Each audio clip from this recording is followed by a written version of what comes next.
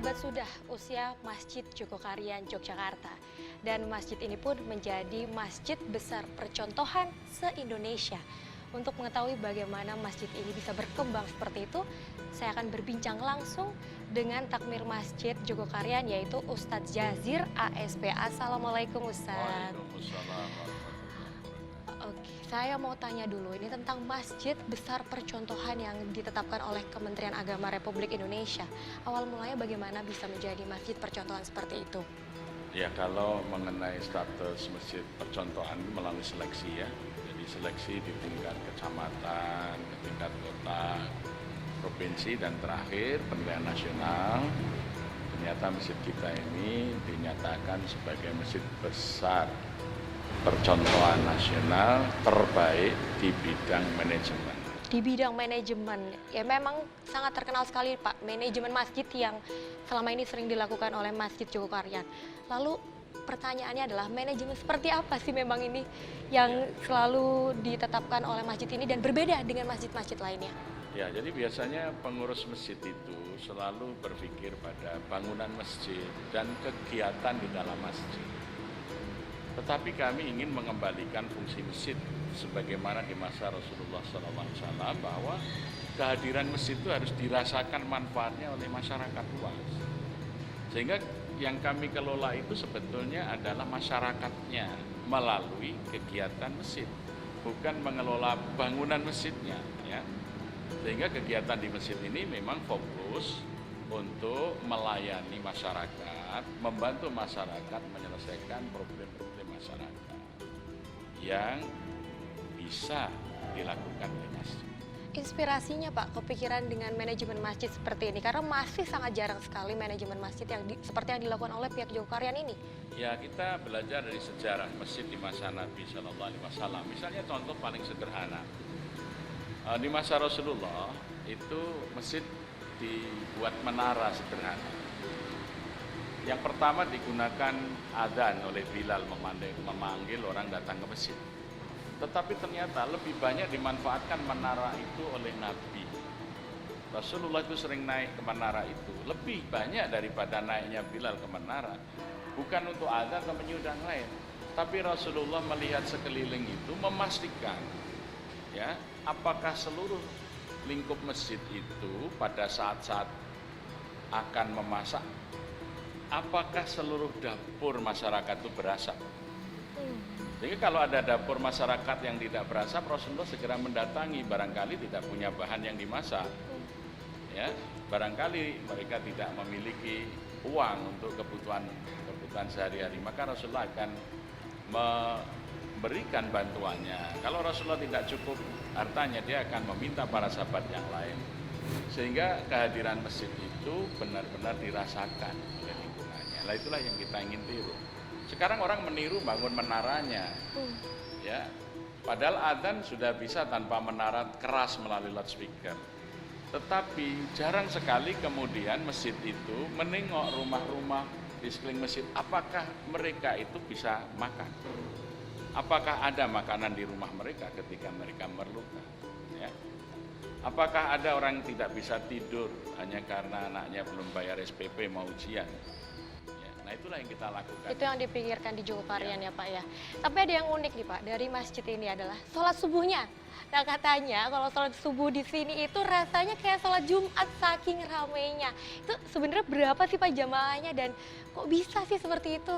Ya memang itu berangkat dari keprihatinan kita. Sholat subuh itu sholat yang nilainya sangat tinggi kan. Rasulullah mengatakan man sholat al-subhi fi jama'atin faka'annama sholatul laila kulluh. Barang siapa yang sholat subuh berjamaah di masjid, seakan-akan dia sudah sholat semalam penuh. Dan masa ini sholat yang pahalanya sangat besar kok sepi. Nah maka mulai tahun 2000 kita buat gerakan sholat subuh berjamaah. Jadi pada waktu itu kita buat undangan sholat berjamaah ke masjid supaya menarik ya. Saya buat undangan seperti undangan perkawinan. Oh, dibuat ya, semenarik mungkin. Rumah-rumah masyarakat. Kemudian dikutip hadis-hadis keutamaan sholat berjamaah di masjid. Ya. NB, setiap subuh kami sediakan kopi susu. Oh jadi itu menarik ya, Ya mereka itu. Oke. Kemudian kan kalau ada sepatu sendal hilang di masjid akan kami ganti baru dengan merek yang sama. Jarang loh itu Pak ya. Kemudian yang ketiga adalah selama 40 hari setiap subuh kami sediakan door prize. Kita cari sponsor kulkas, ya, kompor gas, sepeda, supaya orang itu bergembira datang ke masjid. Kenapa 40 hari? Ya, kalau orang itu 40 hari tidak putus berjamaah itu, Rasulullah mengatakan akan dihapuskan sifat munafik di dalam dirinya. Nah, maka kalau orang itu sudah bisa, ya, 40 hari ini tidak putus 5 waktu berjamaah di masjid, kalau hilang sifat munafik itu, dia menjadi tidak berat datang ke masjid. Nah, Ramadan ini waktunya tidak sampai 40, maka banyak selesai Ramadan orang kembali nggak ke masjid. Nah, maka berdasar hadis itu, selama 40 hari ini kita gembirakan orang datang ke masjid. Tapi kita ulang. Ya, kalau dulu hanya door prize seperti itu, mulai 2 tahun yang lalu kita sediakan 4 tiket umroh bagi yang paling aktif berjamaah di masjid. Tapi ada lagi nih Pak yang menarik mengenai saldo 0 rupiah. Kalau di masjid biasanya saldo kita hari ini berapa juta. Kenapa yang digaungkan dari Masjid Joko Karyan ini malah saldo 0 rupiah? Itu filosofinya itu maksudnya apa Pak? Ya, uang yang diberikan masyarakat melalui infak dan sedekah ke masjid ini kan untuk segera menjadi amal kebaikan. Maka masjid tidak menahan-nahannya, langsung dibelanjakan.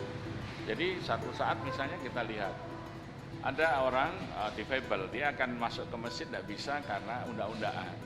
Maka uang masjid segera besok bangun fasilitas orang bisa pakai kursi roda masuk ke dalam masjid. Ya. Kemudian kita lihat para lansia yang datang ke masjid, karena imamnya bacaannya panjang, kelihatan bahwa mereka capek. Wah, bacaannya panjang Pak, tidak perlu khawatir. Kami akan sediakan kursi bagi mereka yang tidak kuat lama berdiri dalam sholat. Maka ada sekitar 30 jamaah kursi yang kita lihat setiap hari. Ya, coba bayangkan orang lansia, apalagi yang sudah stroke, kalau di rumah terus bundak pikirannya ya. Dia itu mungkin malah emosional, banyak persoalan dengan keluarga yang merawatnya. Tapi begitu 5 waktu ke masjid, mereka itu bergembira, tiap saat bertemu banyak orang, tiap saat didoakan orang. Nah, sehingga di sini jamaah lansia cukup banyak dan kita sediakan kursi. Kemudian kita lihat orang keluar dari masjid, tengah kiri kanan, ada apa Pak? Sepatu saya hilang. Lah, mereknya apa Pak? Kita ganti sama dengan mereknya. Jangan sampai ada orang kemudian datang ke masjid ya, takut ya? Ya, malah reaksi tamirnya salah apa? Besoknya ada tulisan hati-hati barang Anda di masjid banyak pencuri kan? Iya, kan? itu malah jadi orang ya nanti hilang ya benar. Itu uang itu kita gunakan untuk pelayanan. Ternyata kita melihat juga silaturahim apa? Ternyata ada rumah-rumah masyarakat itu yang tidak layak jambannya. Padahal jamban itu penting. Karena apa? Berkait dengan najis ya, kesuciannya dalam sholat. Kemudian berkait dengan kesehatan. Maka masjid kemudian dengan dana yang ada tadi kita gunakan untuk membenahi, memperbaiki jamban masyarakat. Ya, ini. Jadi uang itu jangan disimpan, tapi manfaatkan untuk kesejahteraan masyarakat. Kemudian masjid punya program Rasjid, beras masjid. Kita sediakan kotak sodako beras dan kita himbau jamaah itu yang punya kelebihan, kalau mau nanak nasi sisakanlah segenggam 2 genggam bawa ke masjid. Nah ternyata alhamdulillah respon cukup bagus sehingga kita setiap 15 hari bisa membagi kepada warga miskin di sini 5 kg beras per 15 hari. Jadi setiap 10 hari warga miskin itu mendapat 10 kg beras. Ya. Nah inilah yang kita lakukan. Jangan sampai kehadiran masjid ini justru terlalu sering mengganggu. Sound sistemnya bising, orang lagi susah mikir utang nggak bisa tidur, malah bising masjidnya ya. Tetapi kita memberikan solusi. Begitu detail semua yang dipikirkan oleh masjid ini Pak. Takmir masjidnya sendiri itu diurus secara profesional, ada proses perekrutan atau memang seperti apa? Ya, sejak tahun 99 itu kita coba rubah dengan mengikut sertakan masyarakat di dalam memilih kepengurusan. Jadi di sini pengurus itu setiap 4 tahun sekali dipilih secara langsung. Jadi melalui pemilu. Ya. Jadi ada pemilu juga ya? Oh iya, setiap 4 tahun sekali ada pemilu. Nah, kita kan meniru, ya, ingin masjid ini seperti masjidnya zaman Rasulullah. Maka kita di dalam mengurus masyarakat berbasis masjid ini, kita lakukan yang pertama itu pendataan, database. Jadi kita tahun 99 sudah memulai sensus masjid. Jadi kita tahu persis pada tahun 1999 itu warga Jogokarian itu ada 907 kepala keluarga. Dari 907 kepala keluarga itu 215 kepala keluarga non-muslim. Jumlah jiwanya 2.973 jiwa. Kemudian 2.973 jiwa itu yang sudah punya kewajiban sholat itu 1.839. Tetapi dari 1.839 yang sudah seharusnya sholat, yang belum sholat itu masih 819. Nah, maka masjid segera melakukan pelayanan. Kita membuat gerakan mensolatkan orang hidup itu. Ya, kita kunjungi rumah-rumah, kita tawarkan kalau mau belajar sholat, tinggal tentukan waktunya. Ustadznya dari masjid yang datang membina mereka sampai bisa sholat. Jadi tidak bisa hanya diadani saja. Wow, sangat inspiratif. Begitu banyak kegiatan yang sangat menginspirasi. Tapi obrolan ini kita lanjutkan nanti ya Pak. Kita jeda sejenak, tetap di Net Jogja.